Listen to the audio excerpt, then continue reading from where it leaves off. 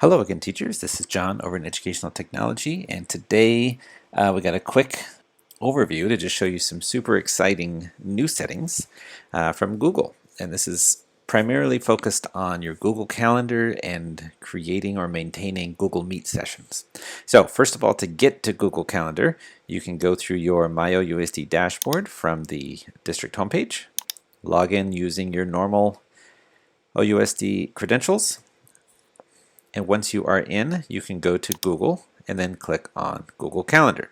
Likewise, like most anything Google, everything is linked. So alternatively, you can go direct to calendar.google.com. So either way, whether you type it in or whether you click on Google Calendar here, that would pop you into your Google Calendar. Now, why is this important? Google Calendar is kind of a big deal because it integrates with pretty much everything else that we are implementing in the classroom. Namely, right now, that would be Google Classroom. So anything you add in terms of a date in your Google Classroom automatically goes to your Google Calendar and vice versa. Those things sync up very well. So many of you will remember there was a point where we walked you through creating Meet sessions in Google Calendar, and then we kind of came back and said, hey, guess what? This is not a good idea because it kind of left a Google Meet open, meaning students could join it without us.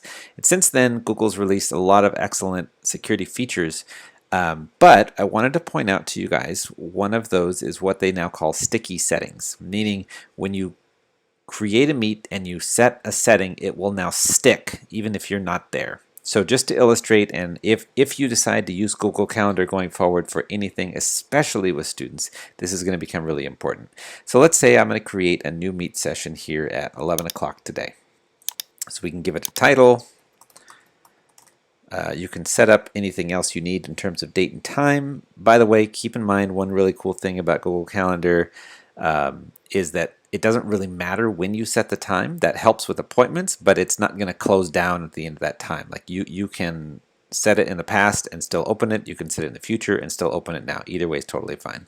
We'll get to some of this other stuff about adding guests when they're students, but what I want to talk about in this tutorial is where it says add Google Meet video conferencing. So I now have a Meet link. I can share this, but before you share it, we're going to recommend you always go to this gear to change conference settings, and yay, quick access is now here to turn off. You don't have to launch the Meet, turn it off, and then close the Meet. You can just create it on your Google Calendar, turn off quick access, and save, and you're done. So the nice thing about that is that anytime you pop into it or recheck your settings, it's still going to be turned off. So that's what I mean when I said they call these sticky settings.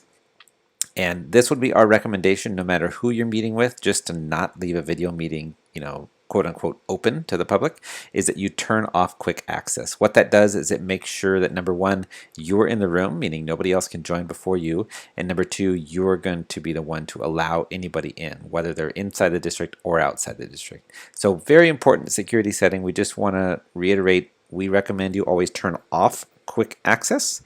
And just to kind of show you guys how that works, let's copy that and head into a Google Meet. And once you join and I check on my host settings, it will show me that quick access is off because I turned it off in the past. Again, in the past we would have to launch the Meet, open quick access, turn it off, and then close the Meet. Now that it's on Google Calendar, should you be using that venue to create any Meets, we definitely recommend you turn it off from settings here. Anyhow, hope that helps everybody out. Good luck out there, and remember, you can't be an analog teacher in a digital world. We'll see you next time.